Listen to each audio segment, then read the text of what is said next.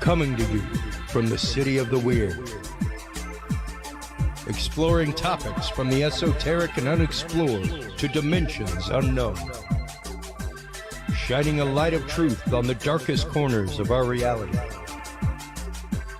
Welcome to the Curious Realm.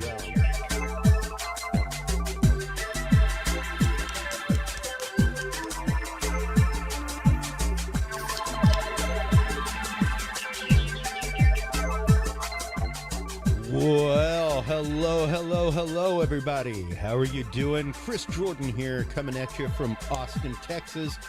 We are live tonight, just so you are aware. Next week, we will be in a full pre-recorded fashion. I am on the road in Las Vegas working, so after the show tonight, everything for next week is already edited. It's fantastic. Went through and checked it all out today. We have coverage from the International Association of Near-Death Studies Conference. We were one of the many people fortunate enough to help sponsor that conference, and we were there and got close to 5 hours, 4 hours, 51 minutes, I think the episode totals out to, but almost 5 hours of coverage from not only near-death experiencers, but authors in the realm of near-death experience, researchers in the realm of near-death experience, documentary filmmakers, people who talk about grief counseling, things like that. So if you are interested in the world of near-death experience or near-death studies, next week is a four-plus hour episode that you do not want to miss out on. A lot of people have asked me to like chunk these episodes up and think, I'm sorry, folks, I am a one-man machine. It's me. Whenever I'm on the road, my lovely and amazing wife, Amy Jordan, actually gives me the assist. And she is the one throwing the episode to social media here at home, while I use our WebWorks wireless platform from our friends to go live mobily to our website with the same content. But next week, Amy, my amazing wife, will be here in the studio throwing that 4+ hour episode to you. It was amazing to be there at that conference. We got to meet Robert Bigelow in person, got to meet Colonel John Alexander in person, shake both of their hands, thank them for their numerous decades of work in the fields of research in not only paranormal work, but UFOs, UAPs, and now the Bigelow Institute offering the grants that they just came out with. Just so you know, whenever I shook their hands, he directed me right over to the gentleman that was presenting with him and said, talk with him. He will get somebody from the Bigelow Institute on the air with you to talk about these grants in near-death studies. So they are actively putting out grants out there right now, folks, for $50,000+ each for research into communication with the other side. Confirmed fact that consciousness exists beyond this stasis that we are in, that we know as reality, that somebody's consciousness continues on. That is not in any religious way, shape, or form. That is not saying someone's in heaven or hell. That is just saying that their consciousness has continued beyond their physical form. So there was a huge essay contest last year. We got to interview the $500,000 winner of that, Jeffrey Mishlev. Got to see him there. Hey, Jeffrey, hope you're watching. That was great. Didn't get to interview him again, but look forward to doing that soon. He was a really great guy, author of the book PK Man, and one of the folks that was there observing and seeing things back in the days of SRI and remote viewing, stuff like that. So he has been hip deep in that world and literally the only holder of an actual PhD in parapsychology. So he is a psychologist, stuff like that, but has a PhD in parapsychology, and the only one out there that is in existence. Not that many people haven't done PhD work in that field, but he's the only holder of one. So we're looking to get him back on, talk about things. Speaking about talking about things, let's hop on over to our Facebook group. Facebook group of Curious Realm is, of course, where we pull our news of the week every week. This week, there has been some amazing stuff that we have posted in there. There's, of course, our video from tonight. In addition to that, oh, wow, looky there. Stuff from the Bigelow Institute, everything else. We have had a fantastic time of going out and doing these live events. It's been great. Let me get over to the group, not our page. But out of Science Alert, researchers just wirelessly transmitted power over 98 feet of thin air. That is the first time that power has been transmitted almost 100 feet from a source to a device. And then out of Futurism.com, Panera Bread is replacing humans with AIs at drive-through windows, coming soon. Out of Vice, China accuses the NSA of hacking its military research university. Really, I can't imagine. Out of Vice.com, this one I love, and just a little hot tip. We have a little bit of conversation about this in the second part with our good friend Keith Seland, our upcoming guest in the pre-recorded section tonight, author of Humaniverse. But out of Vice.com, a small device currently on Mars is generating as much as a tree. Scientists revealed as much oxygen as a tree, and that little box is, you can see the size of the hand, like it is not that big. It is the size of your typical file box, and that little device is generating as much oxygen as one tree. So some great updates there on the Aurora investigation from Daniel Allen Jones. And out of The Guardian, is it seaweed or something more sinister? The sewage blighting Britain's beaches. Some crazy stuff going on in Britain right now. Out of the Rolling Stone, these kids are dying inside the overdose crisis sweeping Fort Bragg. That's right, folks. There is a crazy, crazy opioid crisis going on in our military right now. And believe it or not, soldiers have been dying by like the hundreds every year for the last couple years. It's pretty frightening. Go check that out. Once again, News of the Week is brought to you by our Facebook group right there on Facebook, Curious Realm. While you're online checking out our website, curiousrealm.com, make sure to stop on by. I'm going to type it in right here, thepump.org.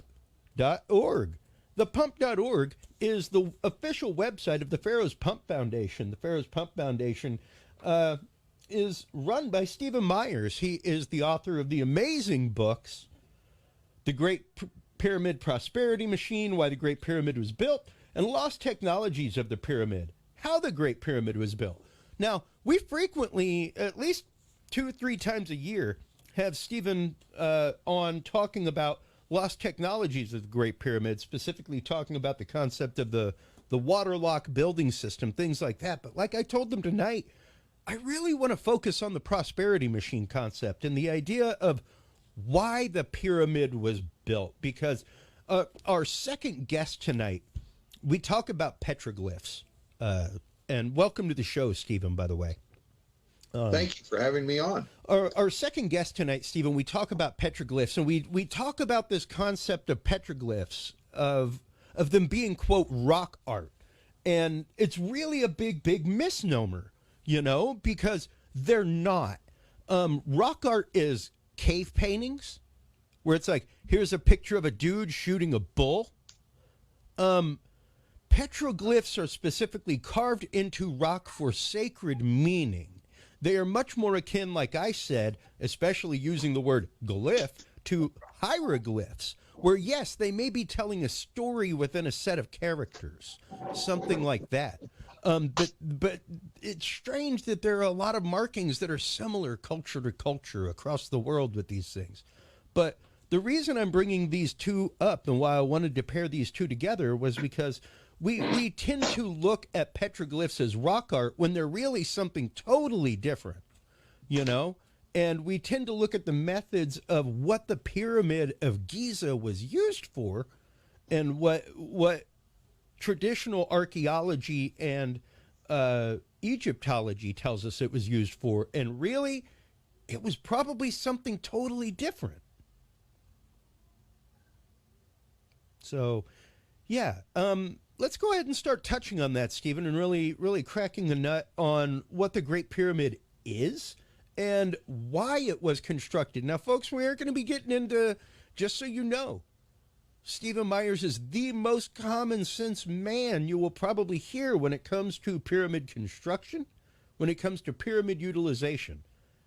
And I am not prone to argue with the man because so much of it makes utter common sense when you get down to it. And we have this tendency, Stephen, to discount ancient peoples, to discount the knowledge of people 10, 15,000 years ago, and what we have lost and not even regained. Like, we don't even know how to fully make Roman concrete yet. Much less how they built the pyramids fully. So let's go ahead and start getting into what the pyramid actually is, as opposed to a tomb, as we are told. Well, thank you, Chris, for the very wonderful compliment of saying that what I talk about is common sense. And that certainly means a lot to me. So I appreciate that. Well, yeah, because I know amongst the communities that we both belong to and both edge on, which are the paranormal communities, the communities of UFO, UAPs, things like that, and just straight up archaeology and science. Like, we both belong to a lot of the same groups, you know, on social media. And I love following your work. And I also love just seeing you straight lay out to people that it does not have to be aliens, man. Right. Yeah, that's who. Now, that's a whole different subject. Yes, it is. It's different than why it was built. Yes. So we could touch on that. Just one thing that I say, just to make a long story short, if you say aliens built it, then you're also saying that the ancient people weren't smart enough or good enough to pile these rocks on top of each other. So that's kind of ethnocentric, if you will. And actually, aliens come in a lot of different races. You know, there's the tall grays and the ETs and whatever, and the reptilians. Don't want to leave them out. They come from across the ocean too, Stephen. Right. But if you say that an alien race had to build the Great Pyramid instead of the people that lived in the Valley of the Nile, that's kind of racist, if you will. I think I really do, because I tend to agree. They couldn't build it; it had to be aliens. Well, it's the fact that's not very good. It is diminutive of thought. Yes. And it is definitely the way that I put it on this show and in conversation regularly. It is a distillation mentality, which is dangerous. No matter how you look at it, whether you look at it theosophically, philosophically, theologically, I don't care. When you start distilling things like that it's like when my psychology professor used to tell me that I was anthropomorphizing what the gorillas I was supposed to be studying were doing. I was looking at what they were doing and why they were hitting a stick on the ground and going, oh, well, they must be trying to do this. Dude, you are not a gorilla. You're just supposed to be writing down he hit the stick on the ground 3 times. This time a day. And then you watch again.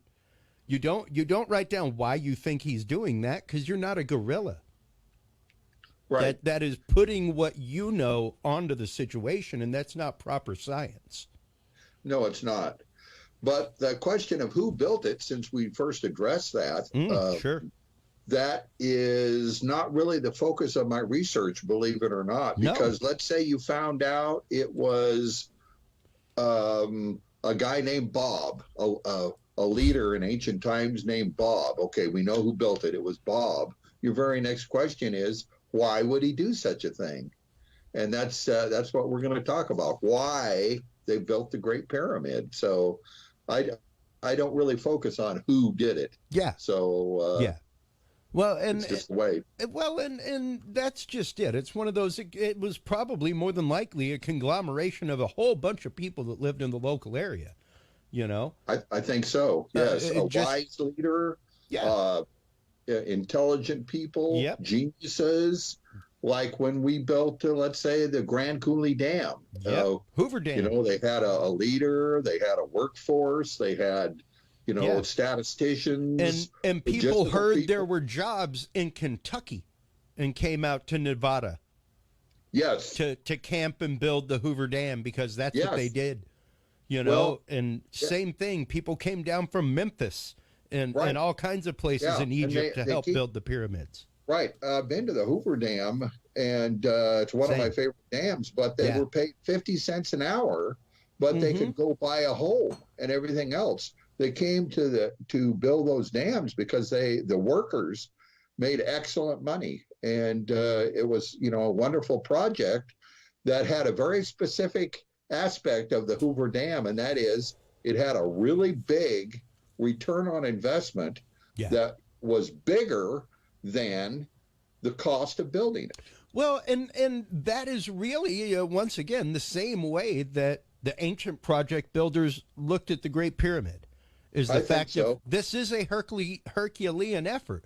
However, the uses behind this for our society and how we can rapidly grow our society are enormous. So let's start talking about the implications of exactly what the Great Pyramid actually is. Because once again, it is not a tomb. Well, I don't think it is, but they still teach that in college. Well, today that it's a tomb. Well, there I am taking a rest there at the coffer inside the Great Pyramid, now resting up from all that hard research. The one thing I would like to note here on this picture of you, just to narrate this for our folks, and feel free to bring up any picture of the King's Chamber in the Great Pyramid anywhere on the internet. This is not a rigged photo. What you see here are smoothed granite walls, a smoothed granite tomb encasement. There are zero, I repeat, zero engravings, zero carvings on the wall of the pyramid. Now, if this was an actual tomb, whoever that is, according to Egyptian religious culture, is doomed to all eternity to never leave that room. Right. It's definitely not a king, because you would have wanted the king to go on to the afterlife where he came from and go back. Yes. So there would have been literally the spells for him to cross over into the afterlife and have his heart read and either given to an alligator to eat, or it's the weight of a feather and you move on and go down the River Nile to eternity, Yes, in the Valley of the Kings, where they found the mummies, every surface has writing on it. Exactly. But inside the Great Pyramid, there's no writing at all because it's a machine. Well, and let's start getting into that, because I always like to start here with you, because it's very, very important to note that, what we are told by 90% of archaeology and Egyptology about what is inside that Great Pyramid and the tomb, the quote tomb chamber, is not a tomb by all archaeological Egyptological standards at all. It's not. How do long open passageways and doors on pivots protect a mummy and its golden treasure? And you never get a coherent answer from that question. Yeah. And well, let's start getting into exactly, because you mentioned the fact of it is a machine. So let's start talking about the machinations of the Great Pyramid Prosperity Machine, exactly what kind of machine it is and what it does. Okay, we'll do that. We think but first, its purpose is to provide prosperity for those who built it. That's why we have hydroelectric dams, the power grid, sewer systems in cities, and all of that is to provide prosperity for those who built it, to improve our lives and the lives of our children. That's why we do all that. But anyway, absolutely. We think the Great Pyramid did all of that and more because it was built to be a massive infrastructure, a machine that pumped water. Interesting. Please do explain what brings you to that hypothesis. Well, what brings me to that hypothesis, that interpretation of the direct physical evidence, is the direct physical evidence. There's so much that points to that, as far as I'm concerned. The casing stones were cemented together with a bonding agent that is stronger than the stone itself, and those joints are watertight. And the precision stone cutting serves the same purpose as precision in a functioning machine. So you have the cutaway view of the Great Pyramid that you're showing, yep. And water entered the descending passage there on the right-hand side and went down to the subterranean chamber. We think that the design of that chamber utilized the force of implosion that Victor Schauberger researched, who is an Austrian naturalist in the 1930s and 40s.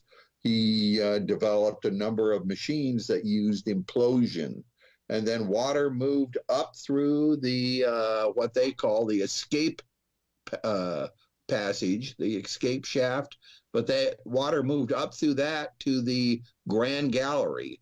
And that Grand Gallery acted like a watertight cylinder, even though it's not cylindrical. The upper part of that Grand Gallery was electrolysis occurred, and they separated oxygen and hydrogen from the water. Well, those two gases are quite volatile. When they ignited those gases, it caused ultimately a vacuum, which lifted water, a huge water piston, up the Grand Gallery. So you can see videos on YouTube of people doing that, creating a vacuum using combustion. Oh, absolutely. So, yeah, it's quite fascinating. Well, anyway, yeah, I mean, that singular piston construction through vacuum like that is quite literally how, like, scramjets and things like that work. Kind of similar, yes, in a way. So it lifted this about 300-ton water piston up, and they were able to release the vacuum, which moved it back down, and it pushed water through the horizontal passage into the Queen's chamber. And the Queen's chamber was about half full of water, the upper half full of air. And when you added additional water into the Queen's chamber, it compressed the air. And there's some valves and other things that are associated. We think there was a check valve at the step in the horizontal passage near the Queen's chamber. We also think there was a passage from the hole in the floor of the Queen's chamber all the way up to the King's chamber. So that's not shown on your illustration, but there's some evidence that indicates that it was there. Both of those floors are concreted over in modern times, so it's difficult to confirm or rule out that passage. But anyway, that allowed water to enter the King's chamber, and it also acted in a similar way as the Queen's chamber. The top half was full of air that act like an air cushion, and you would introduce more water in the King's chamber, compressing the air, which pushed water out the King's chamber vents. So it was kind of like two water pumps in series, and kind of superpowered this water pumping action. So it had two outputs, and then we think water went down through a passage in the casing stones and out to the point of use. So it was an industrial park or a science center. The Giza Plateau was originally, but then there are some graves there now. So it's quite high technology. We have a video series of how it was constructed using water locks that we can watch, and we're also going to add another video series about how all of this water pump stuff worked, with computer generated animation showing all the parts that are missing. Absolutely, because once again, it's kind of like if you take a crazy straw and put some liquid in it and pinch the bottom, you'll see it go up and move around through pressure, through the loops, and all that kind of stuff. Yes. And by controlling that pressure on the outside, and even if you're saying it does not take a whole lot of voltage to electrolyze water, and you can even electrolyze water in a chemical way. Yes. Through addition of lime and hydraulic acids, things like that. You can absolutely, all naturally occurring. That's correct. You can hydrolyze water and end up with oxygen and hydrogen, and the hydrogen, even the weak amount going, is what once again maintains that constant combustion cycle. Yes, and it does cycle through several phases. Yeah. And I mean, and even then it pumped water. once again, to look at the air shafts, things like that, that's no different than a 4-input carburetor. Yeah. You can utterly control the airflow with which shaft you're using, a combination of two shafts being different lengths, all kinds of stuff.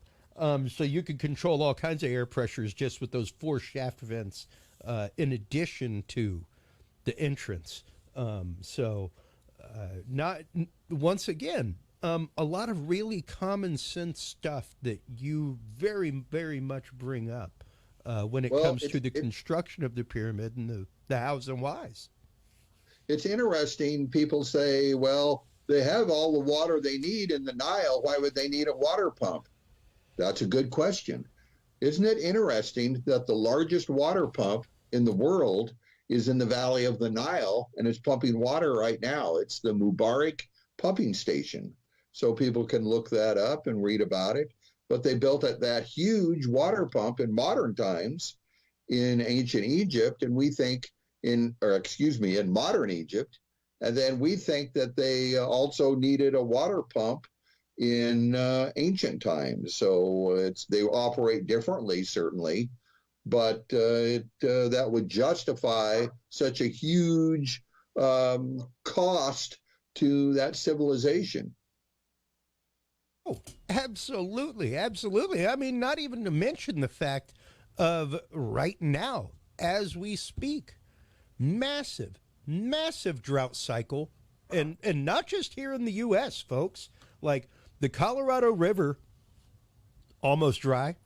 Lake Mead down to historic lows. I know 4 more bodies were just found recently. Yeah, that's very serious about the water level. There's towns in Mississippi. There was one that I posted about on our Facebook group. 20 days of fresh water left in reserve for this town. And even right now, I'll bring up on screen from scientific reports at nature.com, worsening drought of Nile Basin under shift in atmospheric circulation. So yes, that is from May 2022. That is not that long ago. That drought is still going on. The Nile is still drying up. So you want to know why they need a pump? You know, it's kind of like, well, I live on a river. Okay, do you always want to go to the river to get water? And should you always go to the river, or should you just tap into the aquifer below you? Right. I live in rural Oregon on the Oregon coast, and there's farms and dairies all around. Every one of the farms has river frontage, and they pump water out of the river. And I always, when I see one of them farmers, I say, why did you spend all that money on your big water pumping system when you got the river right there? And they always look at you like you're an idiot, because the water in the river is worthless for irrigation because it's in the river. You need the water up on the land. And to get it up there, you spend the money to pump the water, which provides prosperity. And people now don't understand that. They think food comes from the grocery store or something like that. But ancient Egyptians were geniuses and built this sophisticated water pumping system. Absolutely. And I am going to just bring up right now as I chat with you, crops grown on Giza Plateau in ancient times. And we'll see what was actively grown there, because it wasn't like, oh yeah, we got some papyrus and things like that. We got a couple products that we make out of the Giza complex, that kind of stuff. We are looking at things like flax, roots, herbs, everything from cotton, papyrus, barley, grains, staple food crops. Right there at Giza. Orchards. People say orchards. Right. People say, well, they had the yearly inundation, the Nile flooded. Yeah, once a year in the desert isn't good enough. So they needed a water pump for year-round irrigation and also industrial purposes. Yeah. But in modern times now, they built the High Aswan Dam, which stopped the yearly inundation. Yes. So the powers that be understood that this High Aswan Dam that they use the electricity to pump water was more efficient, better than the yearly inundation. So in modern times, they understood that, and they also understood it in ancient times. Yeah. And the main thing is they understood it, as we've been getting into quite frequently with guests lately. They understood it to a much greater extent. You've got a couple years on me, but I remember my grandparents had a victory garden. My grandfather grew up farming cotton in Louisiana. He grew up eating on a farm, living on a farm. He did not get barely through high school, Right. had a trades job, and was still, till the day that he died, had a crop big enough in his backyard that anybody that came over left with a bushel of fresh veggies. Right. Like, you're leaving right with a basket, like, here's a bag. I literally cannot keep enough of it. Yeah, isn't that interesting? Take it with you. My dad, he grew up in the Depression, and when he was a young man, he would take eggs to the store. Yeah. And then so he could trade it for other stuff. That's right. That's right. Go trade it for butter, stuff like that. Or whatever, yeah. Yeah. And it's interesting. That's why a lot of older people, like if they don't like to go to a store, they say, I won't trade there. Yeah. Yep. It's interesting to me. Well, but yes, ancient tech. Yeah, I'm akinning that just to the fact of they had a connection to directly where they lived and the cycle of things in which they lived. Much more than now. And not only a grasp of the cycle, like beyond a fisherman, where it's like, well, I know it's spring and the grasshoppers are out, so that's what I'm going to put on my line. Beyond match the hatch of fishing or hunting, to the point of having an intimate knowledge of what's going to happen cyclically, like Farmer's Almanac status 10 years from now. Oh, they did. They were very in tune to the environment that they lived in. They understood some rather sophisticated aspects of physics, like implosion. Yep. And they were brilliant people. There are no ancient peoples that were dumb by any means. Yeah. And the geniuses built this infrastructure, like we build hydroelectric dams or whatever, for a huge return on investment. Yeah. We think that this ancient technology can be redeveloped to help our modern but very troubled world. You can do a lot if you can cheaply pump water up, generate electricity. You can irrigate farmland that's marginal, if you will, that you can't afford to buy an expensive water pump or fuel it with fossil fuels like in the third world. So we want to redevelop that ancient technology to help our modern but very troubled world. And people can find out about what we're doing from our website at thepump.org. They can read our mission statement and see our activities and get involved, do something.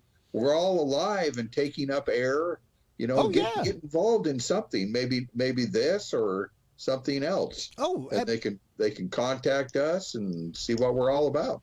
Well, and the main thing is, the one plus side is that even through going and spreading the word to people, and whenever you have a conversation, hey, bring it up. It's about having the open conversation and being willing to open the conversation. Yes. Once again, most of Egyptology, especially when it comes to Egyptology, because that was one of the sciences that was like science became a science, you know? Like right as the cusp of us saying like, okay, it's no longer vapors. There's little things that live inside of stuff that make us sick called bacteria. Yeah. Right at the cusp of that is right as Egyptology started, you know? Because there were still people like trading mummy fingers to like powder them up into teas and drink them for health benefits. There was that going on. That kind of stuff.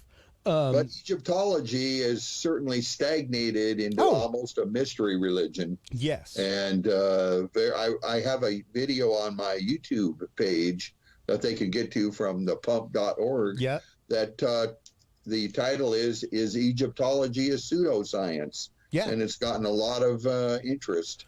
Well, you know, they do some very strange things. Do not do demonstrations. So it's interesting. You go to St. Williamsburg, Colonial Williamsburg on the East Coast. Yep. Or you go to Fort Clatsop on the West Coast, and you have reenactors that show you how they did everything: gunsmithing, make furniture, make leather, yep, and bookbinding and coopersmiths. And there's no controversy about that.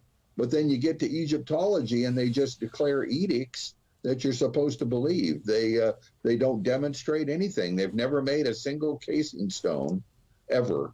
They've never moved a 70-ton payload 1 inch. But they declare edicts, and we're supposed to believe what they say. Yeah. So Egyptology is in crisis. That is right now. Absolute truth. That is one of the things that we bring up regularly on the show, as well as every single time that we have you on, is they have attempted, and this is not to say that it took aliens. This is not to say that it took some crazy amount of technology to build the pyramids, folks. All that we are saying is that they have, and National Geographic has attempted it, Smithsonian has attempted it, all kinds of people have attempted to build a scale model of the Great Pyramid in a scale amount of time. Right. So that means, 1/3 size, the Great Pyramid, in exact measurements, size, weight, size of blocks per weight, and 1/3 the amount of time, total scale. Right. We still cannot do it with modern machinery. Yeah, we can't do it. It's ridiculous. We certainly can't do it the way Egyptologists say it was done all day long. That's the main thing, is that it cannot be done with the ways that they say it is being done. I don't know how they get away with it. I don't know. And that's why, to me, your lock method seems to make the most common sense as far as people that were already engineering the river. I appreciate that. Yeah, I do. As a culture that was already living on the river, using it as a means of trade, using it as a means of transport for multi-ton blocks, why the heck would you take it off the river when you can just dam it up and flood this area and contain it? Yeah, I appreciate that. Yeah, and just skip it right over there and drop it into the water and then paddle off. You know? People that actually just watch my video series, many people say, that's compelling. Yeah. And people that work in shipyards or car mechanics or people that actually do something, build houses, they look at that and they say, wow, that makes sense. Truck drivers who move 70-ton payloads, they say, oh, that makes sense. Yeah. But then Egyptologists, oh, no. I only move equipment across hotels. And you know what makes sense to me? Why would you take it off the wheels? It's on wheels. Why would you take the box off the wheels and then push the thing? Yeah, well, I appreciate open-minded people like you, but it's been a battle getting the word out. I but know. it all takes time. And I have appreciated our connection over the last couple years, Stephen, because once again, you were one of the many people that when I started learning esoteric things and started really opening my mind to this kind of study and these kinds of topics, the concept of this stuff was some of the first things that I heard on Coast to Coast AM. And to have you on my show means a lot to me, and to talk about this topic and to open up this and broach this conversation really means a lot to me. I get people all the time that are receptive to it, and that means a lot. It's interesting. There on the Piltdown skull, there were file marks. Okay, the file marks are still there, but the leading anthropologists. Oh, that's the missing link right there. You know, we're the experts, and that's it. And they all wrote their doctoral thesis on it. Yep. And it was 40 years before the science of anthropology acknowledged that the Piltdown skull was a forgery. And the reason why it took 40 years, it took that whole one generation of anthropologists to die off, and the next generation that came up, they all already realized it was a forgery, but neither generation changed their minds. So it takes time for a new idea to get out there, and but people like you are helping immensely.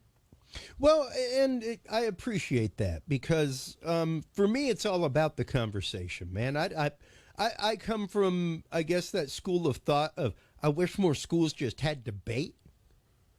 You know, where kids could just learn to literally go up and pull a topic out of a hat, and it doesn't matter if you believe it or not. But you gotta be able to think your way through three defenses of that form of thought. Yeah, people don't even know what you're talking about now. No. Now they just assume the fact that because you're willing to parry and thrust within a conversation that you're trying to convince them of a paradigm, and if you don't, that you're going to be very disappointed in them as a human being. Or they think.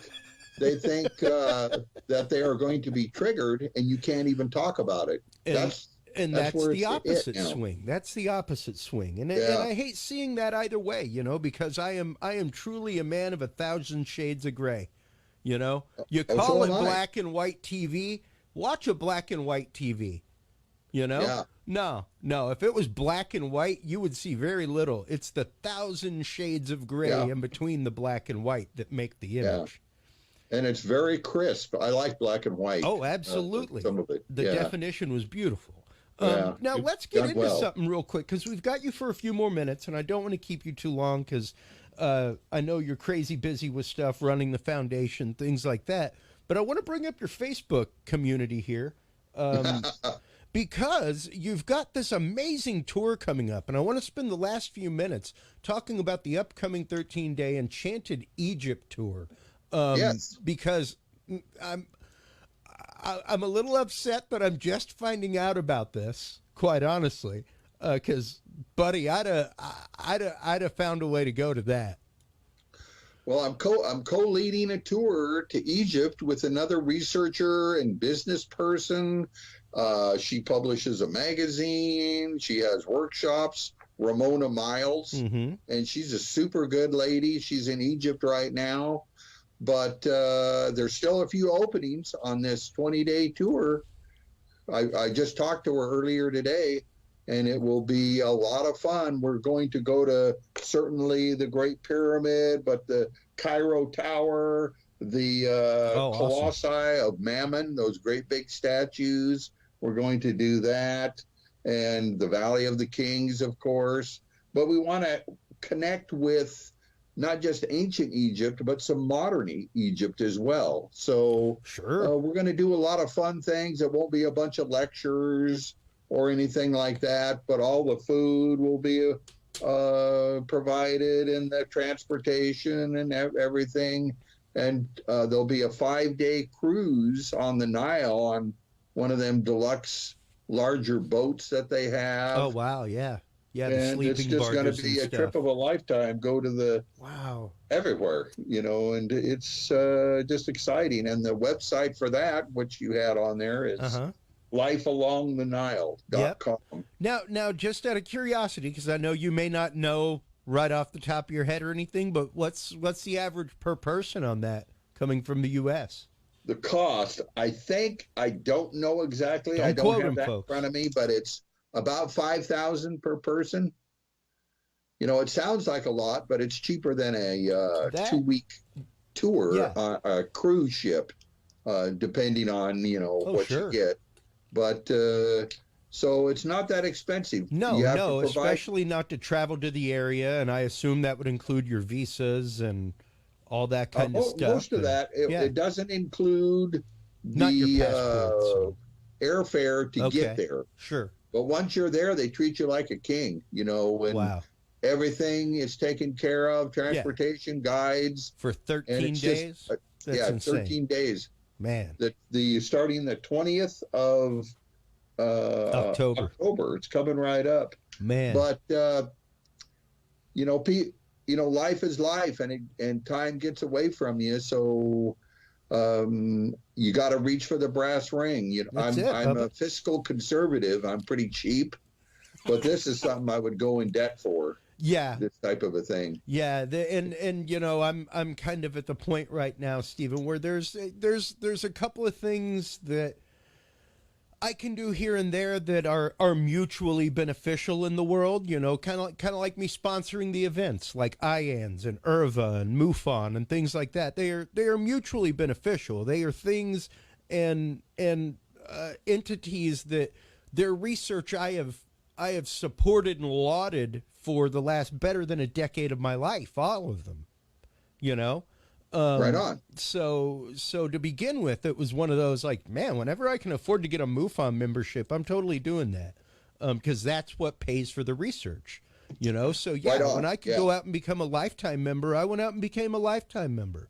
When I rebranded this show, I had the conversation with my wife because I'd already had the conversation of with Dudes and Beer. We'd gone out and done like live at Mecum auto auctions and stuff like that, And I was like, I want to do that, but at these paranormal things. And then it dawned on me, no, what I need to do is sponsor these paranormal things. Right, yeah. I need to go out and sponsor these events to make sure that they are still happening. And then go out and cover them and give them the coverage that they need the way that they need it. And getting content out there and socially blasting them out and giving them traffic that they normally wouldn't get.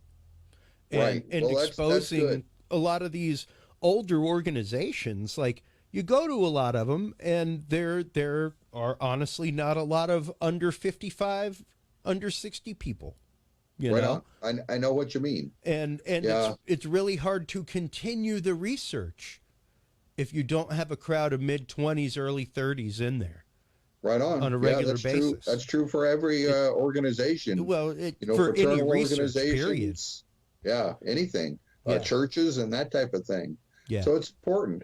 But, there's nothing like, everyone's read about the pyramids and the ancient temples, but just going there and seeing them is, a whole different world. Well, and I've never heard anybody on Earth say, I'm regret that I went on a tour to Egypt. I've never heard that. Yeah.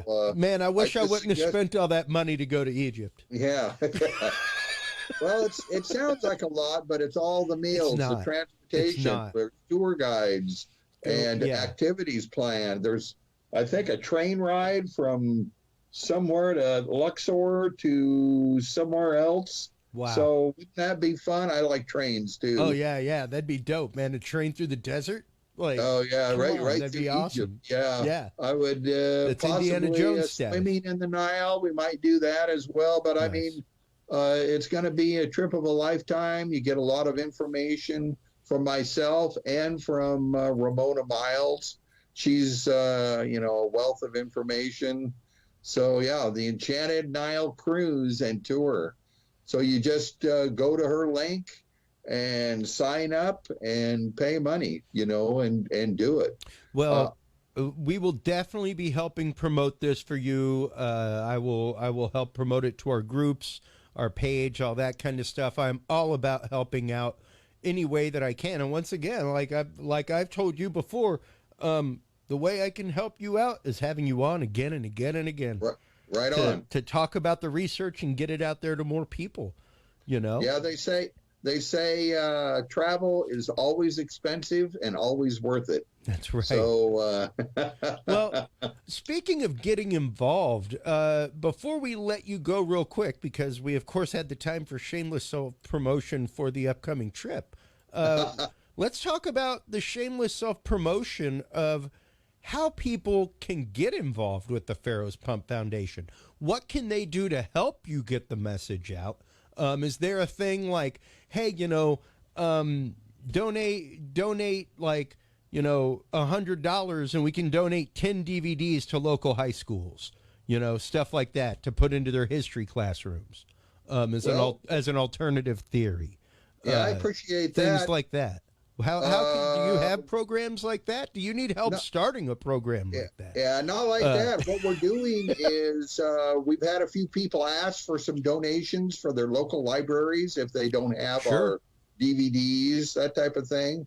The books are available in softcover, but they're also available as Kindle ebooks. So that's been real popular, and they're set up so if you have Amazon Prime, you can get them for free.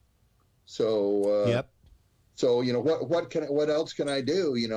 To spread the word. A lot of people don't read books, so that makes them at a disadvantage as researchers. So we're doing that, but people can just say, if they're talking to somebody, say, hey, there's a guy that thinks the Great Pyramid is a water pump. Or they can put a link from their website or Facebook page to thepump.org.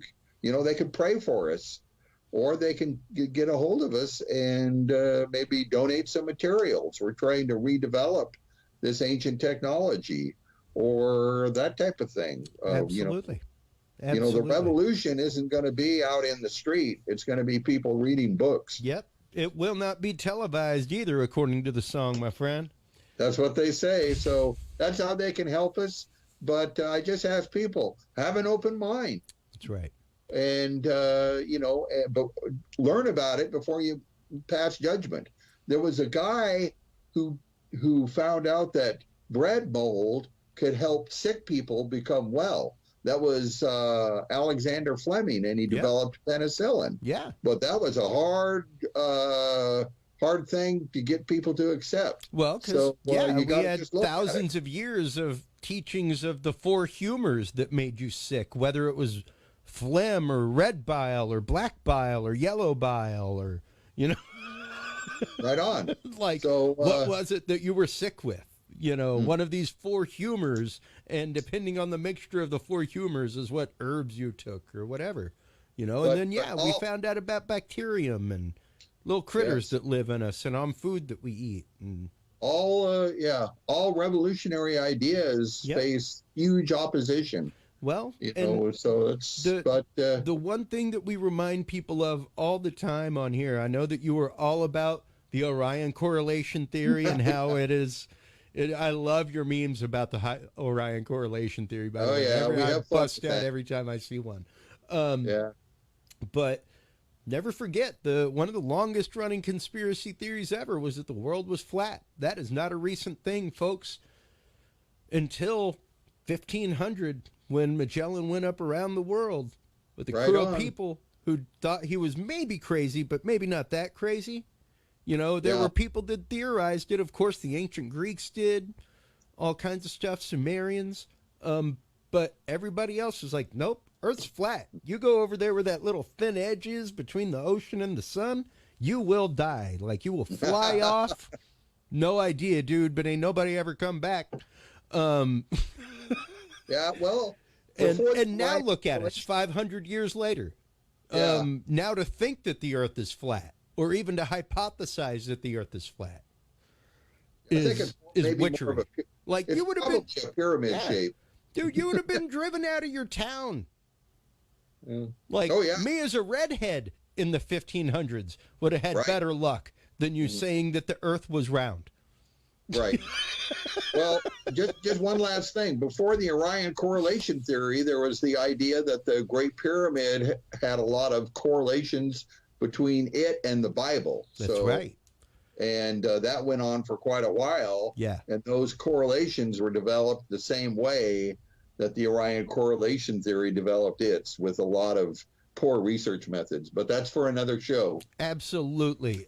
Once again, thank you so much, as always, for coming on. Stephen Myers, ladies and gentlemen, author of The Great Pyramid Prosperity Machine, Why the Great Pyramid Was Built, as well as Lost Technologies of the Great Pyramid. Stephen, I'm going to go ahead and let you go while we close out this segment and rack up our second pre-recorded part. But thank you so much, as always, my friend. Greatly appreciate it. Keep up the good work out there. Thank you, Chris. You're awesome. Thank you. Take care, man. Talk to you soon. Bye. All right. Man, I love that conversation anytime I get to have it, ladies and gentlemen. And make sure to stop on by the pump.org. Pump.org is where you can find out everything about the Pharaoh's Pump Foundation. That is where you can find out about the continuing work of Stephen Myers. Make sure to stop on by Facebook. Grab hold of his community over there. Just look up Stephen Myers and you will see a picture of him right there next to the Sphinx with his books on top, everything else. And that is where you can find the Enchanted Egypt tour as well. While you're online, make sure to check out IANS, the International Association for Near-Death Studies. We just sponsored that conference in Salt Lake City. Next Tuesday, we will be bringing you some great coverage from that right here on our website as well as on our social media. Make sure to stop on by CuriousRealm.com for all the episodes, everything else. We will be going to commercial break. After that, we will be having a conversation with our good friend Keith Seland, who is the author of The Humaniverse Guide to First Contact with E.T. We met him when we sponsored the MUFON conference in Colorado. Had him on for an episode, had just a couple of days, a great side conversation with him. Found out he was doing some petroglyph studies. So we are going to be talking with him about the world of petroglyphs in the ancient world, the possibility of language being encoded into petroglyphs. More about that and so much more right after this, folks.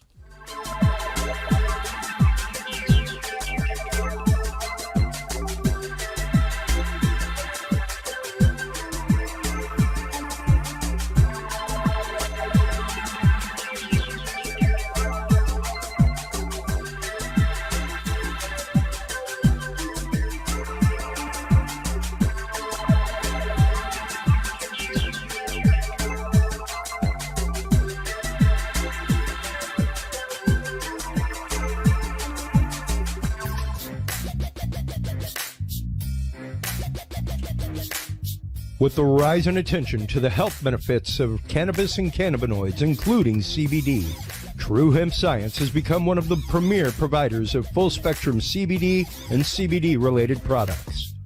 Using a proprietary spagyric process, True Hemp Science extracts maximum benefit from the whole hemp plant. Buds, leaves, stems, seeds, even roots. Every part of the plant is used and then reused to formulate a rich, complex profile of CBD, CBD derivatives, and terpenes guaranteed to provide the relief and benefits you need daily. Visit TrueHempScience.com to experience the best CBD oils, edibles, and topicals on the market today.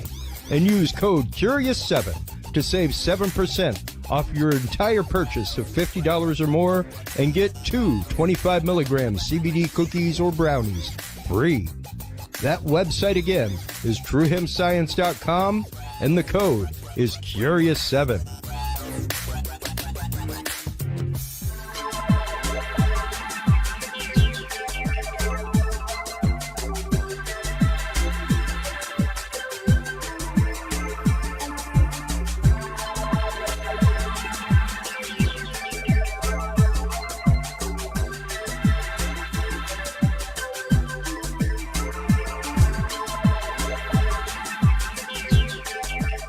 The Curious Realm Podcast is your source for the latest and greatest news and events in the world of the paranormal, esoteric, and forbidden knowledge. And there's no better way to spark the conversation than with items from the Curious Realm store. Choose from fan favorites like hoodies, mouse pads, coffee mugs, and more. Buy books and items from your favorite Curious Realm guests. Get your hands on the latest gear for paranormal investigations and experiments we discuss on the show. Open your web browser and stop on by the Curious Realm store at curiousrealm.com/store to buy the latest Curious Realm wear and out-of-this-world gifts for yourself, your family, or a mind that you want to open. That website again is curiousrealm.com/store.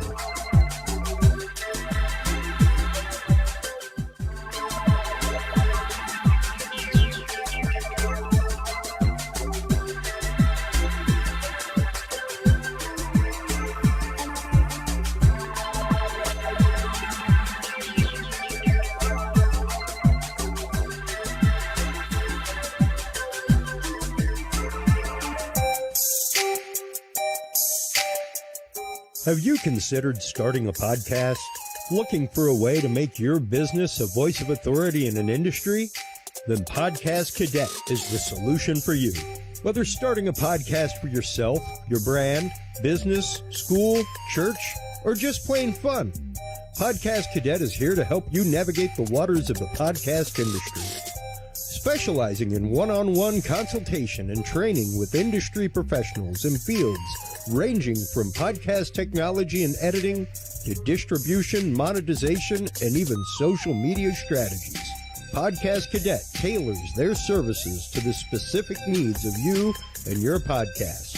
Do you already have a podcast and trying to find ways to engage and grow your audience? Sign up for your Podcast Cadet audit today and let us help you explore new and exciting ways to leverage your content and elevate your podcast brand to whole new levels. From consultational workshops to affordable podcast production and maintenance packages, Podcast Cadet is your one-stop shop for everything podcast related on the internet. Visit podcastcadet.com today to sign up for your consultation or training and use code CURIOUS20 to save 20% off your entire purchase. That website again is podcastcadet.com.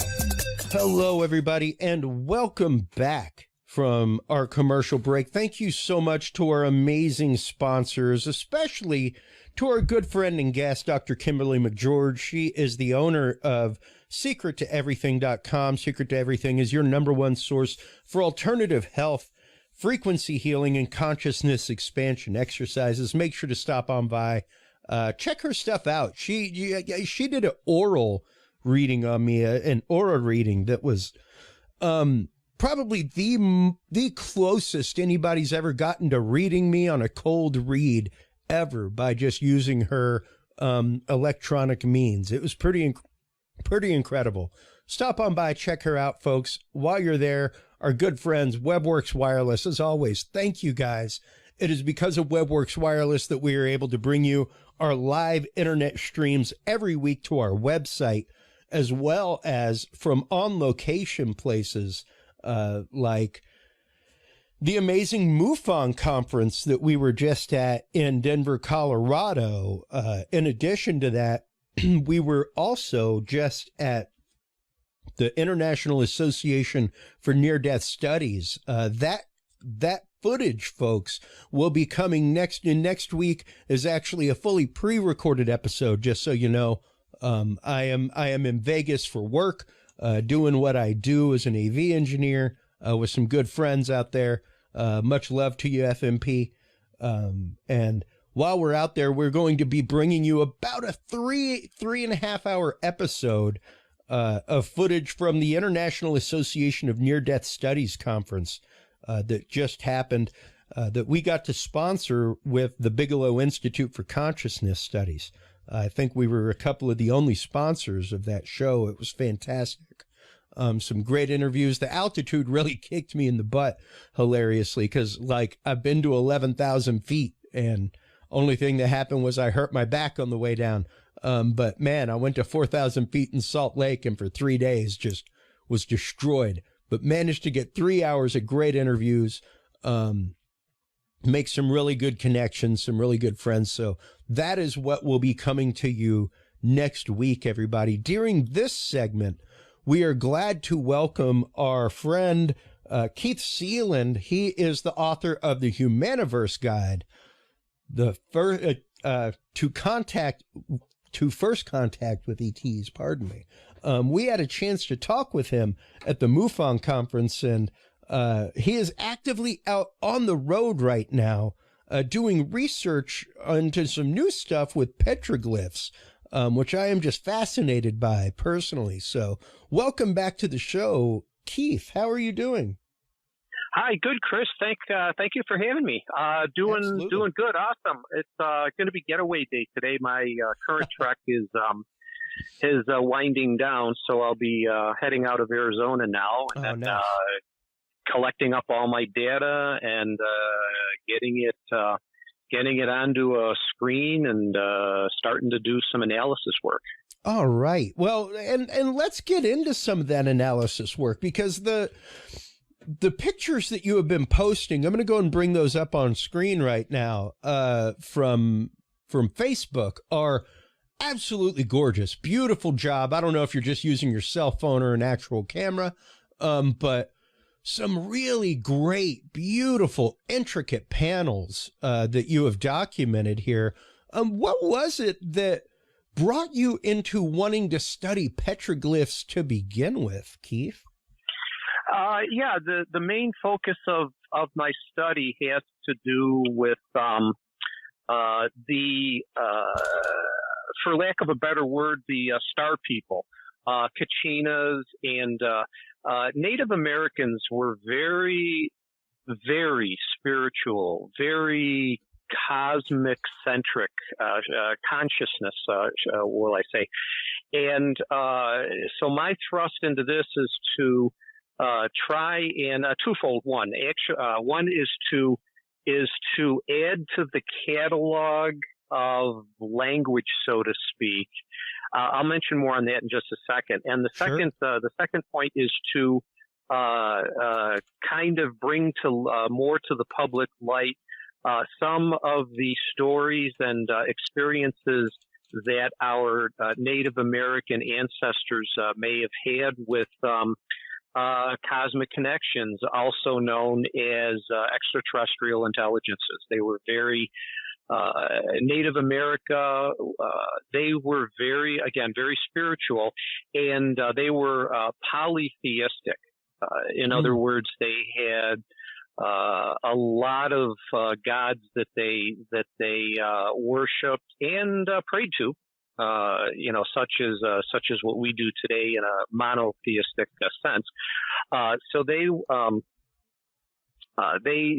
were very polytheistic and very, very much into it. So that's my second purpose, so to speak, for getting into the petroglyph research. But circling back to the first one real quick, in public consciousness today, it's a misnomer and a mistake that this whole subject is referred to as rock art.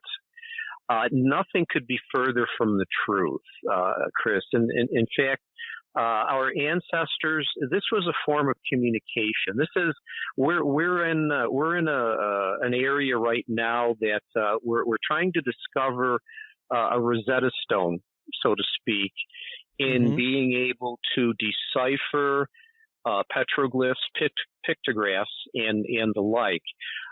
And add to an already existing but very deficient catalog of knowledge into the semiotic symbolism and whatnot. So that's again, my hope is another hope is to be able to add to the knowledge base of the deciphering of universal symbols and whatnot, to be able to help decipher more of the stories that our ancients were telling as writing, as communication, not as art. They never intended it as art. So my advocacy too is to try and bring to our generation and society that, again, this is rock writing, this is communication. They had stories to tell, Yes. very important ones, and the connection with the cosmic connection and ET. Well, and I think that is a very important and cogent point to bring up whenever you're talking about rock panels, because, of course, there are cave drawings, cave paintings, things like that. Art. They're there to depict a moment, whether it be a hunt, what have you. They're to celebrate a moment, even. But when you're looking at the petroglyphs, when you're looking at number one, the term glyph to begin with, like let's just get into the root of the word petroglyph. Like a glyph is used in language. It is used to represent words or phrases, things like that. Hieroglyph, for example, folks.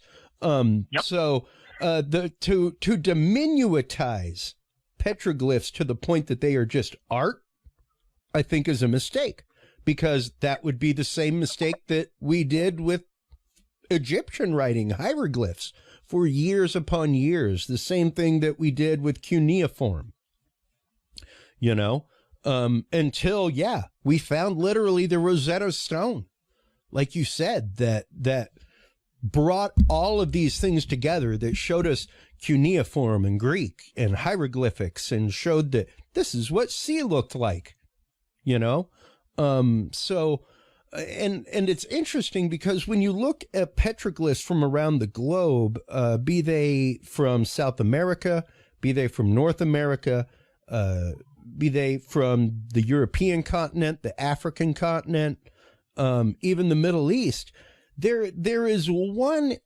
image in specific that is so universal. The spiral is present in all petroglyphs. In anywhere that you find petroglyphs, you will find a spiral, and it's really, really interesting that all of these continents where you find petroglyphs, all of them use a spiral in some way, shape, or form, and represent that. Why do you think that is, Keith? Do you think that might be kind of one of those Rosetta Stone moments where at least here is a character within this glyph language that is similar amongst all of them? Yes, Chris, that brings up a good point about the nature of symbolism and how these symbols were used by our ancients, not only in North America, but like you described, all around the world.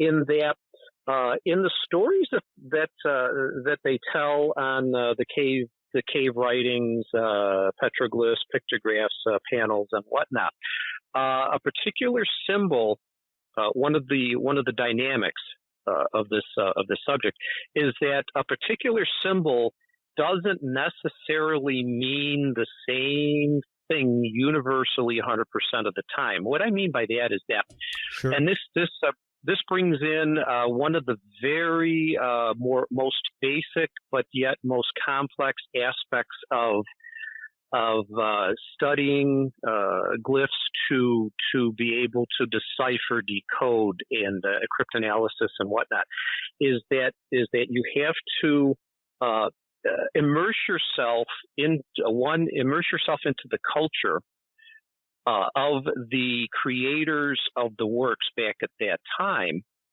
And second, you have to find and discover the context of within the particular story that they're saying. So let's get into the spirals a little bit. In the context of the story, again, a spiral can mean different things to the ancient Celtics. They were very, I think, among the more elaborate users of the spiral symbol. and some other Eastern cultures also attributed this meaning of potential friendship and whatnot to the uses. But again, this is specific, and this is a general convention. You have to understand and be aware of the context of the story that symbol lies within. Now, for Native America, which is my current research topic, in that spirals can mean attributions to friendship. They can also be depictions of various aspects of what are called shields. And what a shield is in Native America is it would identify a particular tribe or a clan or whatnot. And a lot of these glyphs, the shield symbol would be worn often, not always, but often as an identifier on a warrior. He would be wearing a shield, exactly like the ancient Romans would do with the shields that they'd hold, or the ancient Greeks, or they would hold in their hands. So these shields were depicted, and you can identify that particular as a warrior in the war story that's being told on that particular panel. So again, there's the context of the panel and one of the different meanings. Another meaning for a spiral has to do with directional aspects. Panels were used in communication to describe not everyday life, but big events such as, you had mentioned this, the Great Hunt, or a battle with a neighboring tribe, or a spiritual story, or solstice, or comets, yes, things like that. Very cosmologically, spiritually, and extraterrestrially centered. Other aspects. The spiral was also used as a three-dimensional representation of a two-dimensional easel. Now, this is, hopefully I can describe this imagery audially. I know I don't have videos to help me out, but when you take a spiral, again, it will depict a third dimension on a two-dimensional surface. For example, picture the spiral, and the one characteristic that has to be maintained is that as you're drawing the spiral, it is done clockwise. So you start and you draw clockwise. You draw the circle, whether it's drawing the spiral inwards or whether it's drawing it outwards. You have to start and use a clockwise rotation. So the 3D comes in to where, for example, if you start the spiral on the outside, draw around the circumference, and that'll be the biggest circumference. And as you work your way into the center, you're going clockwise into it. That's a representation, and this is a universal amongst Native America and other cultures, to describe something in that story that's going upwards, hence the three-dimensional aspect of it. So conversely, if you do the spiral starting the counterclockwise rotation from the inside, then you are depicting a three-dimensional aspect of something in that story going down. So that's just another example, and this is universal amongst Native America throughout, and it's temporal too. I mean, when you talk about this subject on the worldwide stage, cave writing, I have to keep stopping myself with wanting to say cave art or rock art. It's hard, and It is, Chris. That is what we have been taught that it is for better than a century. You know, and it's hard to kind of get past that cultural memory that we have placed upon it. And even the most dedicated archaeologists, anthropologists, Yeah. They title their books rock art of Yep. native New Mexico or whatever. Yeah. But in the text they will say that they admit that this wasn't art. It's communication. They're telling stories. Yeah. But so why do you name your books rock art? I mean, it's that conundrum. It's yeah. And it's one of those because I guess it's hard to convey that overall message to the common understanding, because sure, people understand like cave art, that kind of stuff. Once again, like we are very, very rigid in the way that we think about things sometimes, and we don't necessarily separate art and communication. I remember whenever we even talked, and this will actually be the first time that I mention this on air, just so you know. Whenever we talked, I was fascinated with the work that you were doing into rock art, because I myself am in the middle of interpreting these petroglyphs and these indigenous things from around the world in a musical way.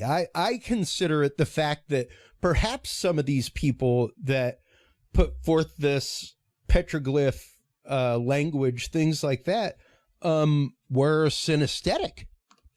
And maybe these, especially folks, if you're looking up there, the zigzag patterns that you see, the ripple looking patterns that you see, those of us who are audio engineers, those are sine waves. Those are sawtooth waves. Those are square waves. And what's really interesting is I have gone through and isolated some of these images and put them onto black and white, and then actively gone through and algorithmically turned that image into sound. And yeah, the things I'm getting are absolutely synthesizer-esque and sound like electronic music. It's crazy. And it's right there in the rocks all over the world. And the wildest sounding one, the spiral. Not even joking, man. I'll send you a track of one privately, because I'm still mixing things, but I'll send you a raw track of a spiral, and it'll trip you out, my friend. And that can be another aspect to the study and the cryptology of glyph communication. Oh, absolutely. In that another purpose, in that because they were all of our ancestors were very much more holistic and in a resonance. Well, even if each shape on that petroglyph actually stood for a frequency, be it a note on a musical scale, that is music is the universal language, period. You could take a piece of music to somebody in Japan that does not speak French, and they can read it. So it makes perfect sense to me to, instead of going, hey, you know what we don't have yet? A musical staff. But what we do have is a beat per second. Mm-hmm. Mm-hmm. And if you have that, as part of their ceremony, that is completely a square wave on a repeated scale. And that is the same thing that you see in these petroglyphs. Is the same kind of stuff where it's like, here is a frequency rate and an amplitude. Here's how loud to do the signal and how frequently to do it, be it in a chant form, whatever. So to me, it makes perfect sense as a ritualistic form of ceremony worldwide, world over, where somebody from like Africa could come to Central America and partake and still be able to be part of the ceremony, because I don't speak your language, but I know that. So I know your religious song. And that begs a question, not too much peripheral in that, because these are universal concepts created supposedly independently of each other, in that we are thinking today doesn't give credit to our ancients to have been able to travel to each other. Yep. To be able to share these semiotics and things like that. Well, then how there's two basic ways that cultures from around the world would be able to universally adopt. One is that they visited each other. Two, that they had some kind of an interlocutor, so to speak, for contacting one and then contacting the other culture to give them that symbolism or whatever it turns out to be. And I mean, that's beyond the glyphs and the semiotics, as we're finding more artifacts that have been shared throughout the world. For example, why in Peru should there be Egyptian type artifacts found or whatever, or the presence of pyramids all throughout the world? And now they're even saying in Antarctica there's potential, there's study that pyramids exist there. So, I mean, did our ancients, did they contact each other, or did they have help? Even to the point of fact that there have been traces of cocaine and nicotine found in Egyptian mummies. That stuff only grows in one place, Jack, and that is the Americas. So that in and of itself sets up the fact that they probably had trade and knew of each other. Not just the fact of, hey, look at that building, we got one just like it.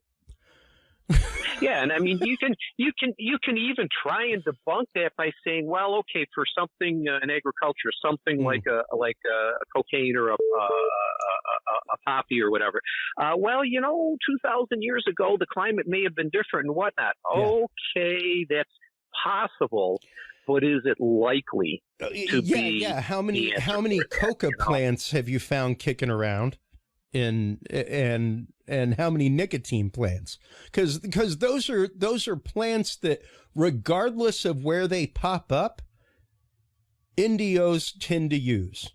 Those are an indigen. Now, granted, when they say cocaine, folks, what they're saying is coca, not cocaine like what we have nowadays, where we've gone through and chemically processed that out.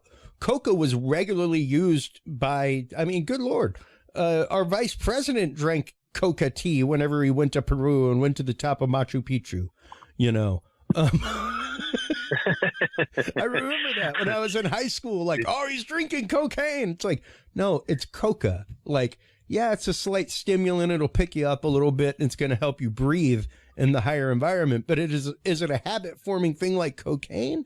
No, not really. Not until you chemically process that. And that has been used by the indigenous people there for better than 1,000 years. I wonder if you'd ever tried ayahuasca. Yeah, right. Hey, Dan Quayle, I want you on the show. But in all sincerity, these are things that have carried across cultures, be it these indigens, ayahuasca, things like that.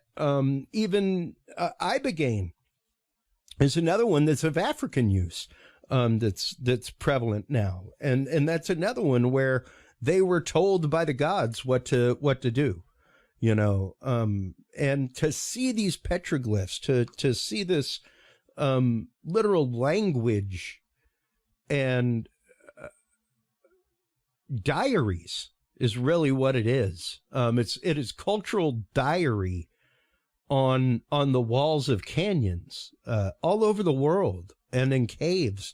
And once again, different than cave art, because it doesn't just depict a moment. It depicts belief system. It depicts cultural integrity. It depicts cultural tradition. So it's not like typical cave art where it's like, here's my hand on the wall, things like that. Yeah. And the temporal nature of especially the more modern, as opposed to cave art, the more modern pictographs, which are painted on, generally, but for anyone's information. And petroglyphs were carved or pecked. The temporal aspects come in also in that you have to realize as you enter into this type of research or analysis is that their parchment, aka the panel, so to speak, they were limited in nature. Now, especially for the geographic regions where tribes settled and stayed for many, many, many generations, they ran out of space eventually. Sometimes you're going to find often that new glyphs were put on over old ones.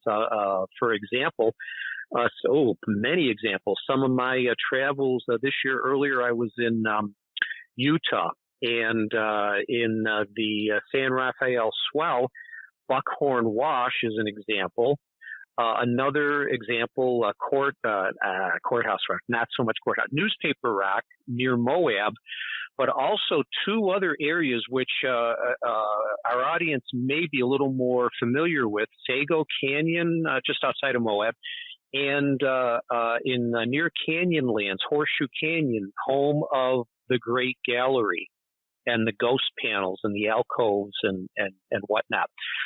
Close inspection, you'll find that the panel's existence covers many hundreds or even thousands of years, in that they just ran out of space, the different generations, so they had to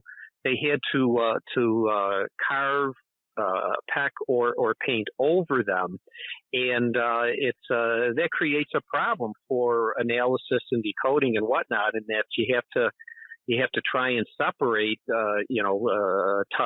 stories from older stories, and visually it gets difficult. I mean, there are some improvements in image enhancement and some other dating techniques as opposed to the carbon dating for organic materials. There are now techniques that are able to be used, especially for pictographs, for determining different ages of different pigments, and for the petroglyphs, because they're carved on, and throughout time patinas form over the pecked out glyphs. So there's now the use of some techniques to be able to improve the accuracy of dating of these particular things, which helps to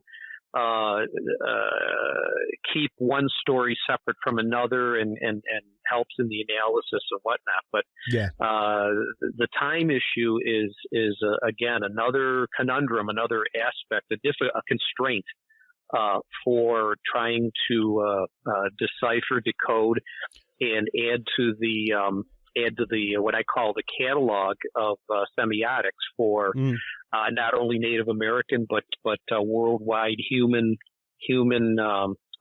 rock writing in general.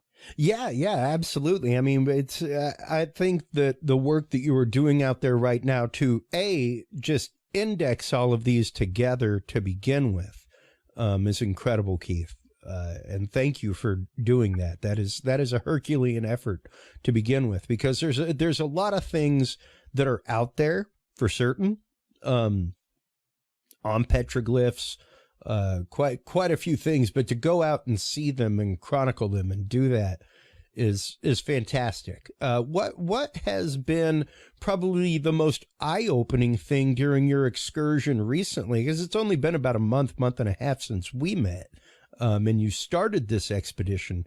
What has been the most eye-opening experience for you so far out there on the trail? Yeah, Chris, I've been doing the research, boots on the ground for a couple of years now. I got started with that.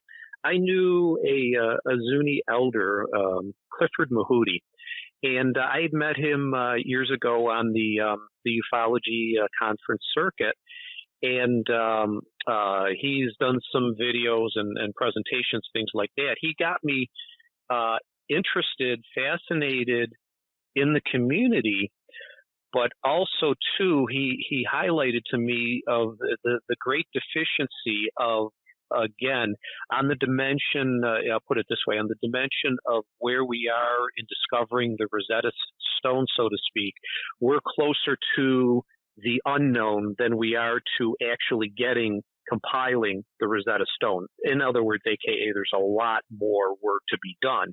And that's usually a motivation for any researcher to get into a particular topic. So, unfortunately, we lost Clifford Mahooty about a year ago. Yeah. So his legacy, and again, I try to promote his legacy, where I can and whatnot. But so I've been the boots on the ground for the last couple of years now. One really intriguing recent discovery, and I have not even had time to do any research on this and whatnot, is that I was just actually last week in the Pulaski monument area just outside of Sedona, where there was a pueblo that was built by a combination of peoples back in the early 1000s.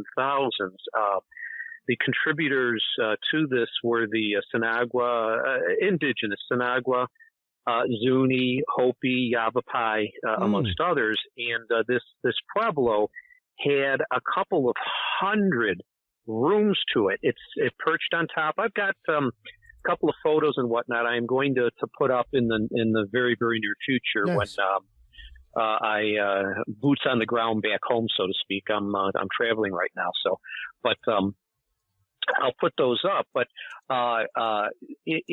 inside one of the rooms, again, this is multi-level pueblo. They had, I think, 5 stories on it. As you walk inside one of the rooms, which led to a stairway up to an upper level, there were support posts, and the technology there that they used was just like today to support the roof level, the roof floor, so to speak. They would use posts throughout the room, wooden posts as support structures, and on 2-3 of those posts were carved many symbols, many figures, many designs. They were just carved in, not painted on or whatever, but I would imagine anybody could take a very sharp implement, again, being in the context of back in the late 700, 800, 900s, 1100, 1300, 1400. They used their tools, sharpened arrowheads, things like that. They're carvings all up and down these 3 poles. And when I walked in, you walk through the threshold and you see this in the sun, one of them in the sunlight. And I just stopped dead there, and I just started shooting photos away. And a couple other people came up, and they didn't even see any of them. They just went up to the stairs and went up to the roof or whatever. So when they came back down, I was still there, studying and shooting photos and that, collecting data. And that was when we started a conversation, and the 3 of them said, "Gosh, we didn't even notice this. We saw you, but we just walked right by him and everything." So I had not seen or come across glyphs or symbolism done on support pole structures, things like that.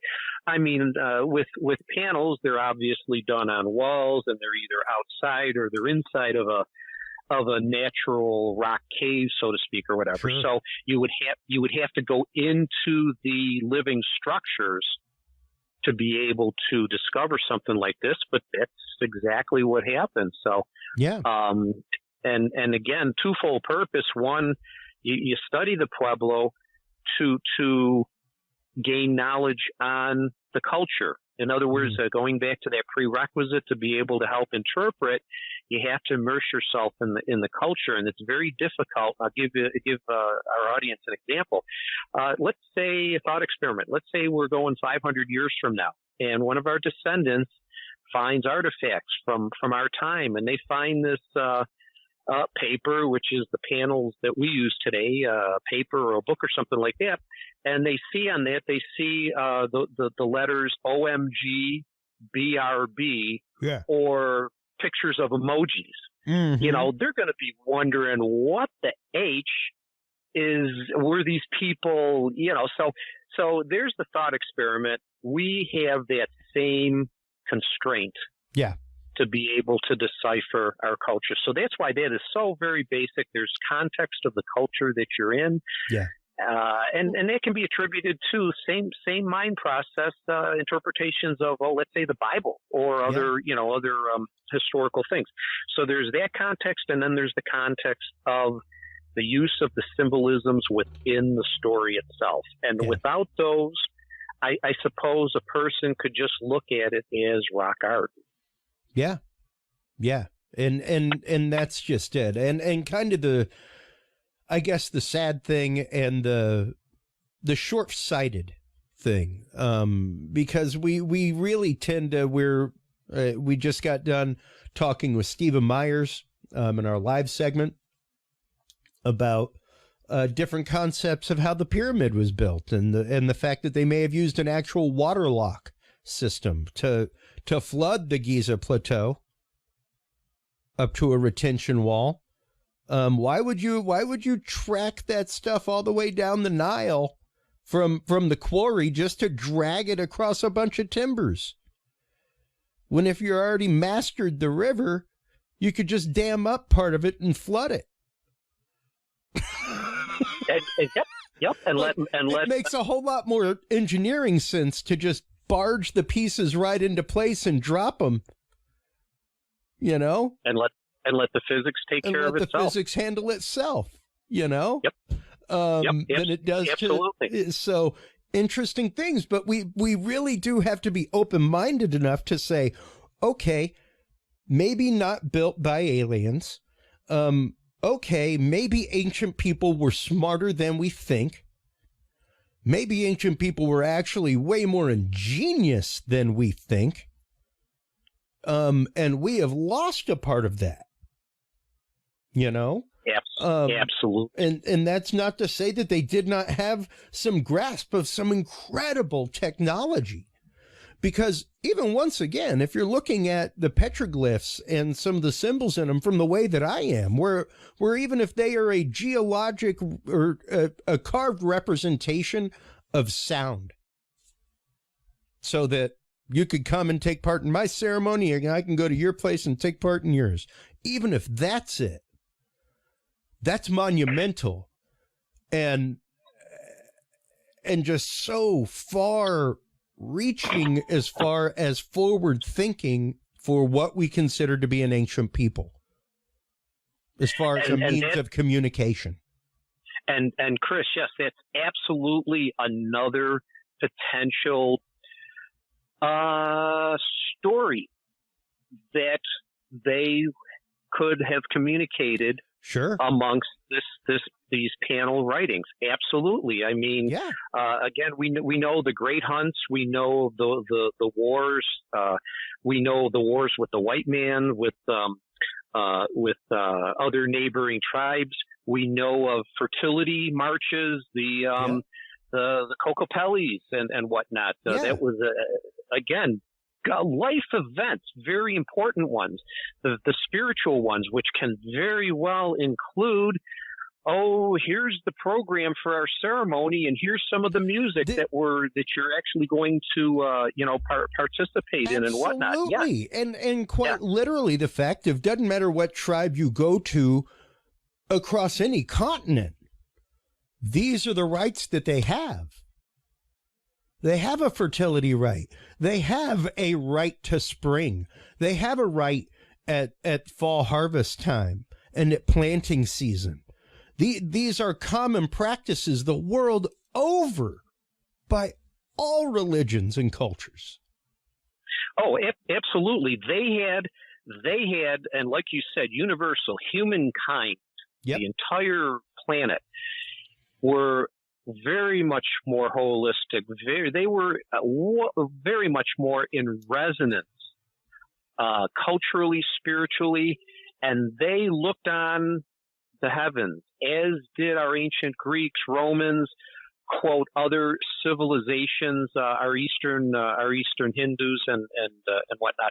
The sky, the heavens, the seasons were existential to them. Yeah. And they then designed their worships and their ceremonies, their rituals, their rites, their God adorations based on these. And it shows up very often in the symbolism. And they had music also. Absolutely. It was an integral part of daily life. You had songs that you sang while you sat and prepared food. You had songs that you sang on the way to hunt. You had songs that you sang as a community while you prepared your food, all kinds of things. It was a part of daily life, much less a part of meditative and religious life. So, and once again, I was just having the conversation this last week with somebody about the fact that as opposed to where we were, even in, and granted, you've got a few years on me, but not that many. So I will say our grandparents' age, the time of the Victory Garden, where everybody, like, I don't know anybody in my family that's not older than my mom that doesn't still have a garden, like an operating garden, where they go, like, people come to their house, they will leave with a bag of food. Like, here's some veggies. I got more than I can eat. Take them with you. And there was a connection to the earth. There was a knowing, even my Cajun family who hunted, trapped, fished for a living on rivers and stuff like that. You knew the cycles. You knew when the insects were coming out. You matched the hatch when you were fishing, and you put that kind of insect that was busy budding on the tree limbs on your hook. There was a connection that we had all of 100 years ago that we really eroded the wiring of. That we no longer have, and it has truly created literally just an imbalance amongst humanity, much less an imbalance between humanity and Earth. That's just me. Yeah. Oh no. You can. It shows up in the glyphs. I mean, just take the Kokopelli. I mean, our ancients were very celebratory and had a very, very intricate connection with, again, spiritual and rituals and rites. And take, for example, the Kokopelli. He was a flute player and danced. And I mean, what as the god of fertility, the mischief maker, is more existential than that process and the celebration of? Absolutely. So what you've just been saying shows up. Yeah. And once again, it's beautiful representations of culture, of so many more things than just a brushstroke or just, carving on something like you're whittling. It is really, I'm fascinated by the work that you are doing, Keith, and thank you so much for taking it on in the aspect that you are, where you are literally considering this a form of language and trying to decode what the commonality is. And I, as you, believe that it's there.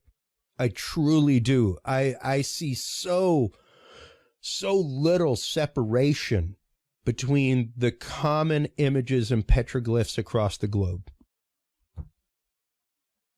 Yep, and as we come in, and this is what's exciting is not even so much what we've already discovered and what we know.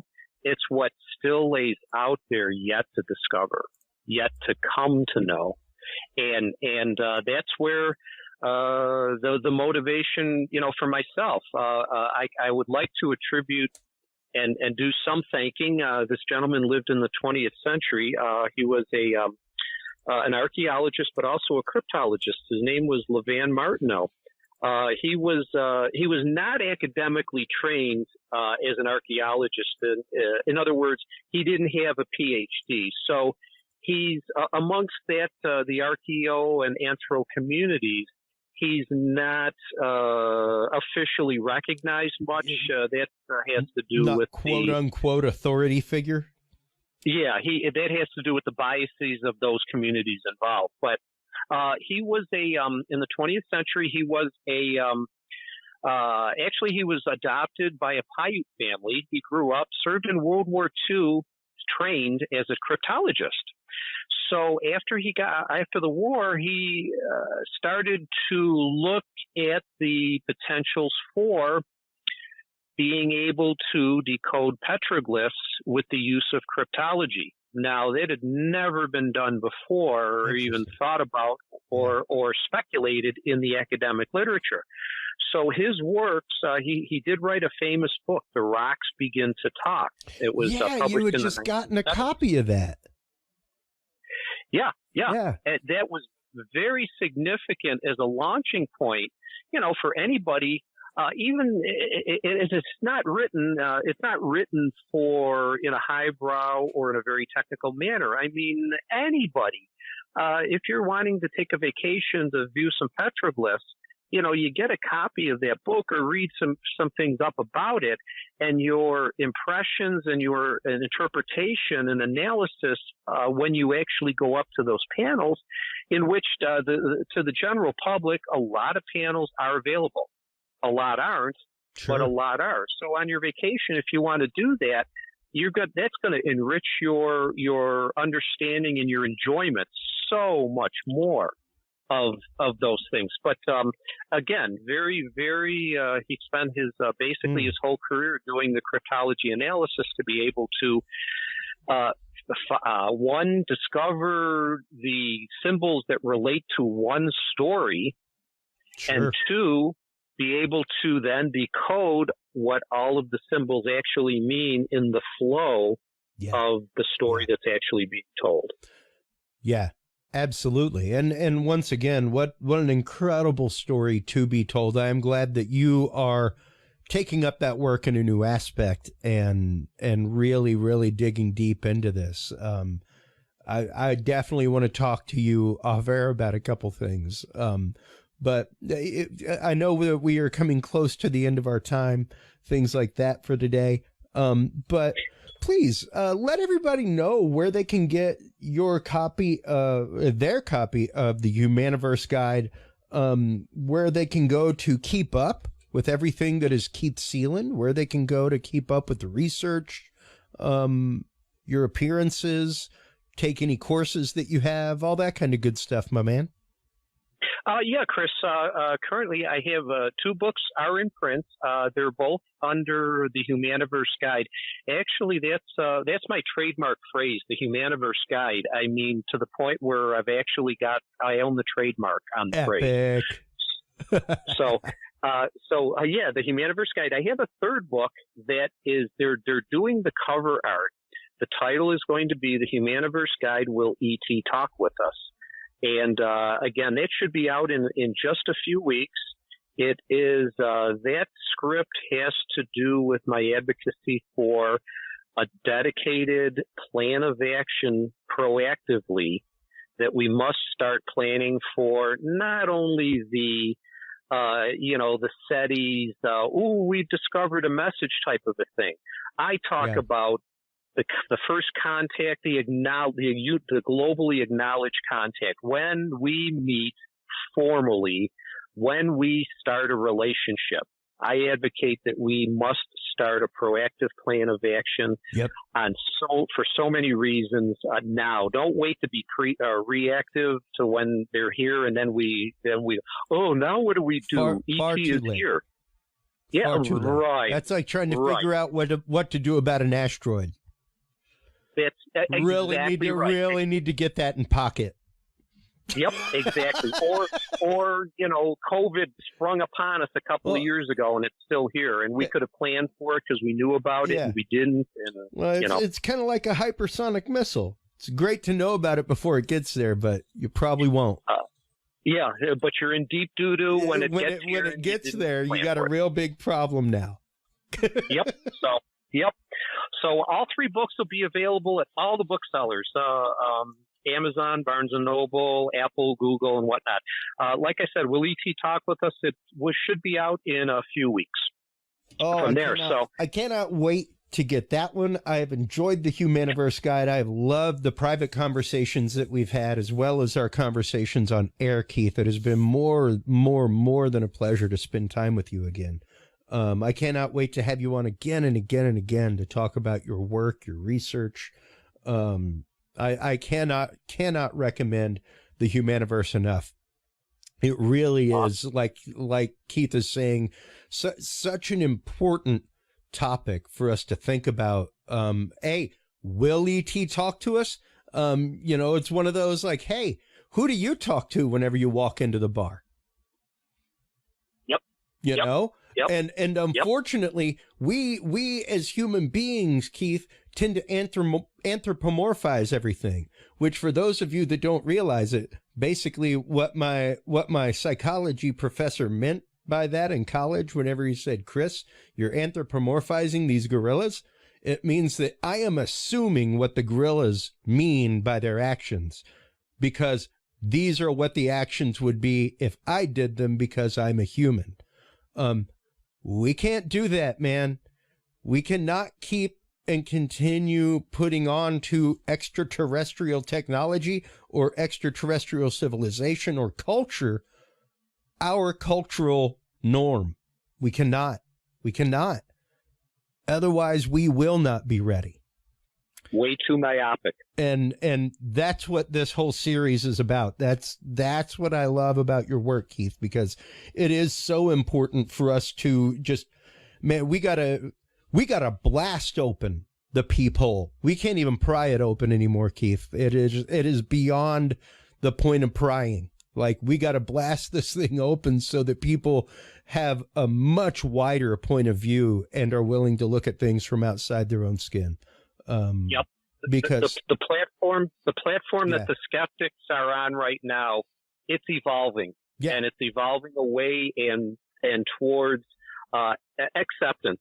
We are not alone as intelligent life, and tying in with the Petroglyph research, in that here's going to be more proof and examples that our ancients had contact and learn knowledge and obtain things from what they may have considered as gods.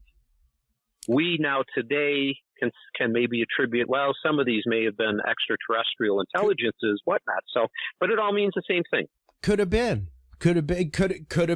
somebody from Mesopotamia. Who knows? You know? Right. Yeah. I mean, Viracocha looked pretty well like me. It's a tall, pale, reddish hair. A giant. But he could have also been one of the tall, red-headed giants from the American Southwest. Yep. And we can get into that another time. All kinds of things, Keith. That's what I love about you. We have a good time with conversation. It's fun. Awesome. And well, I want to thank you for your time. I know that you are once again boots on the ground, getting ready to head out of Arizona, all of that kind of good stuff. I have just been enthralled watching your videos and pictures come out from all the petroglyph research. And when I saw it, I was like, man, I got to have him on to talk about that. So thank you so much for taking the time. I appreciate it. I look forward to having you on again and again and again, my friend. Okay. Real quick, if anyone wants to catch up with me, my schedule, the weekend of October, I think it's 6th to the 8th, I'll be in Fort Lauderdale for the New Life conference. Oh, fantastic. Consciousness conference. Okay. That next weekend, I'll be back out here in Sedona for Contact 2022. That's that next weekend. Second weekend in November, I'll be at the Star Wars UFO conference in Laughlin, Nevada. Oh, wow. And fantastic. In February, the Los Angeles Conscious Life Expo. And for those of you that have not been there before, while I thoroughly enjoy all of my engagements, the LA Conscious Life is a must go. Wow. There's 25,000 people that go to this. I got to check that one out.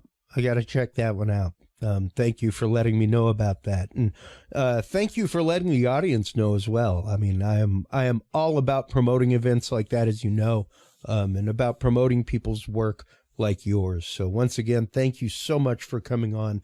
Anytime you have something to promote, please do consider the Curious Realm group yours. My audience is your audience, and whenever you have something to talk about, feel free to give a shout, and we'll have you on. Okay, sounds good. Say hi to Gort for me, too. Oh, absolutely. Hold the line real quick while we close things out, my friend. While you are online checking out all of the amazing work of the Humaniverse, your guide to first contact with ET, make sure to stop on by thehumaniverse.org as well as curiousrealm.com. Curiousrealm.com is where you can find all of the episodes. That's where you can find the videos of past episodes. You can go and click Curious Realm 24/7. And you can get a random episode of Curious Realm. So if you really don't know what you want to listen to, like, I don't know if I want to listen to like last week's yet, or I don't know if I want to listen to the first one and start at the beginning. curiousrealm.com/24-7. And that will play a random episode of Curious Realm and queue up everything else random after that. If you are an experiencer, or have an experience that you would like to share of the paranormal, abduction, if you were a targeted individual, if you have had a close encounter of any kind, stop on by curiousrealm.com/story. You can share your account there. You can keep it anonymous if you like. We will not tell anybody, but we want to hear your story, and we want to share your story with our professionals and our researchers. So A, it furthers their research with accounts, and B, maybe you can get some answers. And I know it's hard to come forward, so that's why we have the anonymous there. If you are not an internet user and you are listening to this and would like to give us your account, make sure to call us on our listener hotline, 512-298-3913. That is 512-298-3913. That is our experiencer hotline. You can leave your experience there, and we will use your voicemail on air, and if needed, disguise your voice. Just let us know that you would like to be anonymous, and we will do so. So thank you so much, everybody, for tuning in. Thank you so much for continuing to tune in. I cannot wait. Tune in next week for our mini-hour of coverage from the International Association of Near-Death Studies Conference in Salt Lake City, Utah. Until next time, everybody, take care of yourself, take care of each other, and remember, stay curious. We'll talk to you soon. Bye-bye. Thank you for tuning in to this episode of The Curious Realm. Stay tuned for more guests, forbidden topics, and hidden truths. Download the official Curious Realm app and view the Knowledge Vault on our website, curiousrealm.com. Follow us on social media by searching Curious Realm. Curious Realm is available on your favorite podcast services, as well as YouTube, Roku, Amazon Fire, and Apple TV through the APR TV app, available on all app markets. Curious Realm is a proud member of the HC Universal Network family of podcasts. For more great content, or to become a sponsor of Curious Realm or other podcasts, visit hcuniversalnetwork.com today. Thanks for listening. Stay curious, and remember, the other side is always watching.